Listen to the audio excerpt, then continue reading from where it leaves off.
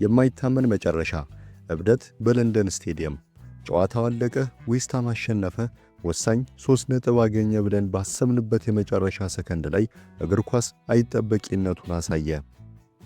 ማይክል ካሪክ በማንቸስተር ዩናይትድ አሰልጣኝነት ዘመኑ የመጀመሪያውን ሽንፈት ሊቀምስ ሲል ቤንጃሚን ሼሽኮ በጭማሪ ሰዓት የዌስትሃምን ልብ ሰበረ። የኦልድ ትራፎርድ ክለብ ተስፋ አልቆርጥም ብሎ በ96ኛ ደቂቃ ነጥብ የተጋራበት የደረጃ ሰንጠረዡን ያናወጠው ያ በለንደን ስቴዲየም የተደረገው አስደናቂ ጨዋታ ምን ይመስል ነበር? ወደዚህ እሳት ወደ ነበረው ጨዋታ ዝርዝር ትንታኔ ከመግባታችን በፊት ላይክ እና ሰብስክራይብ በማድረግ ቤተሰብ ይሁኑ። ማንቸስተር ዩናይትድ ወደ ለንደን ስቴዲየም ያቀናው በተከታታይ 4 ጨዋታዎችን በማሸነፍ በራስ መተማመን መንፈስ ነበር። የቀድሞ አማካይና የአሁኑ አሰልጣኝ ማይክል ካሪክ ሩበን አሞሪምን ተክቶ ከመጣ ወዲህ በኦልድ ትራፎርድ አዲስ ሕይወት ዘርቷል። ነገር ግን የትላንቱ ፈተና ቀላል አልነበረም። በሌላ በኩል ዌስትሃም ዩናይትድ በኑኖ ስፕሪቶ ሳንቶ እየተመራ በወረደው ቀጠና ውስጥ ከመውጣት ጋር እየታገለ ነው። መዶሻዎቹ ነጥብ በጣም ይፈልጋሉ። ማሸነፍ ከቻሉ ከኖቲንጋም ፎረስት ጋር እኩል ነጥብ ይኖራቸዋል። ጨዋታው ለዩናይትድ የቻምፒየንስ ሊግ ደረጃን ለማጠናከር፣ ለዌስትሃም ደግሞ በሊጉ ለመቆየት የሚደረግ የሞት ሽረት ትግል ነበር። ጨዋታው ሲጀምር ሁለቱም ቡድኖች ከፍተኛ ጥንቃቄን መርጠው ነበር። ማንም ስህተት መስራት አልፈለገም። የመጀመሪያው አጋማሽ እውነቱን ለመናገር ብዙም የሞቀ አልነበረም። ሁለቱም ቡድኖች እጅግ በተጠራጠረ እንቅስቃሴ ነበር ያደረጉት። የዌስትሃሙ ሰመርቪል በግራ መስመር በኩል ሰብሮ በመግባት ያደረጋት ሙከራ የዩናይትድን ግብ ጠባቂ የፈተነች አስደናቂ አጋጣሚ ነበረች። ሴላመንስ ግን ኳሷን አወጣበት። በሌላ በኩል ብሩኖ ፈርናንዴስ ያሻገረውን የኮርነር ኳስ ሉክሾ በግሩም ሁኔታ መጥቶት ነበር። ነገር ግን እጣ ፋንታ የሚገርም ነው። የቀድሞ የዩናይትድ ተጫዋች አሮን wan-bissaka በትክክለኛ ቦታ ላይ ተገኝቶ ኳሷን ከጎል መስመር ላይ አዳናት። wan-bissaka ለቀጣሪው ክለብ ታማኝነቱን በደንብ ያስመሰከረበት ቅጽበት ነበር። የመጀመሪያው አጋማሽ ያለ ግብ 0-0 ተጠናቀቀ። ነገር ግን አሰልጣኝ ኑኖ እረፍት ላይ ለልጆቻቸው የሰጡት መመሪያ በሁለተኛው አጋማሽ መጀመሪያ ላይ ፍሬ ማፍራቱ አልቀረም። ሁለተኛው አጋማሽ እንደተጀመረ በአምስተኛው ደቂቃ ብቻ ነገሮች ተገላበጡ። ጃሮድ ቦዌን የዌስትሃሙ ኮከብ ሉክሾ ቦታውን ለቆ መውጣቱን ተመልክቶ በስተቀኝ በኩል በሚገርም ሁኔታ ሰብሮ ገባ። ወደ ውስጥ ያሻገረውን ኳስ ቼኪያዊ አማካይ ቶማስ ሱቼክ አገኘው። ሱቼክ ይህን ተጫዋች ታውቁታላችሁ። የአየር ላይ ኳሶች ንጉሥ ብቻ ሳይሆን በእግሩም አደገኛ ነው። ኳሷን በግሩም ሁኔታ ከመረብ አሳረፋት። ለንደን ስቴዲየም በጩኸት ተናወጠ። 1-0።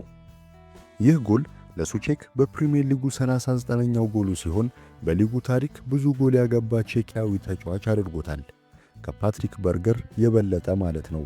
ዌስትሃሞች ይህንን መሪነት ይዘው ጨዋታውን ለመጨረስ ወደ ኋላ ፈግፍገው መከላከል ጀመሩ።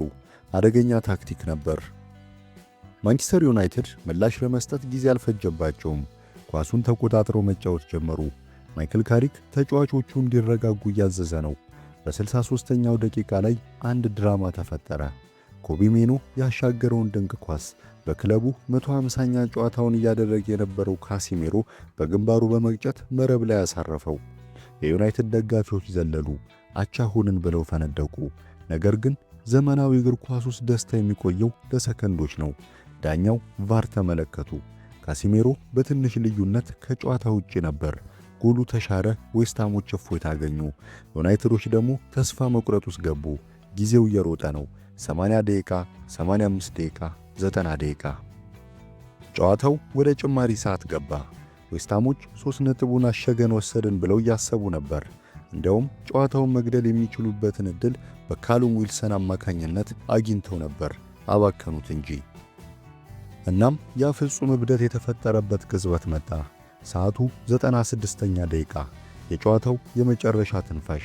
ብራያን ምቤሞ ከቀኝ መስመር ያሻገረውን ኳስ ተቀይሮ የገባው ቤንጃሚን ሼሽኮ፣ አዎ ቤንጃሚን ሼሽኮ ተከላካዩን ቀድሞ በመገኘት ኳሷን ከመረብ አገናኛት። 1-1።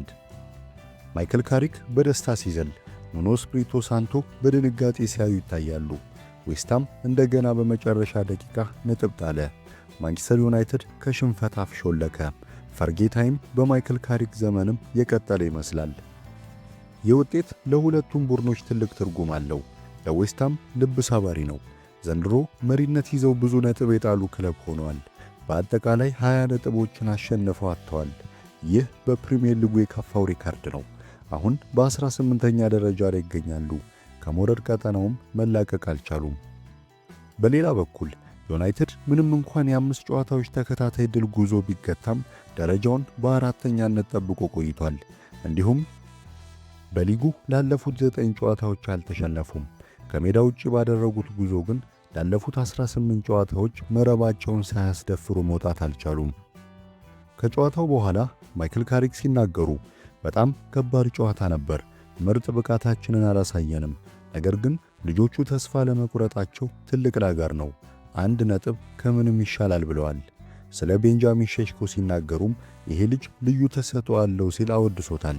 በተቃራኒው የተበሳጩት ኑኖ ስፕሪቶ ሳንቶ በጣም ተጋርለናል፣ እስከ መጨረሻው ሰከንድ ተከላክለናል፣ ግን ኳስ ጨካኝ ናት፣ መሻሻሎች አሉ፣ ወደፊት እንቀጥላለን ሲሉ ተደምጠዋል። እንግዲህ ውድ ተመልካቾቻችን ፕሪሚየር ሊጉ ድራማው እንደቀጠለ ነው። ዩናይትድ በቀጣይ ከኤቨርተን ጋር ይጫወታል። ዌስትሃም ደግሞ በኤፍኤ ካፕ ከበርተን አልቢዮን ጋር ይገናኛል። ይህን ቪዲዮ ከወደዳችሁት ላይክ ማድረጋችሁን እንዳትረሱ። ለዛሬ ይዘንላችሁ የነበረው ይህንን ይመስል ነበር። ሰላም።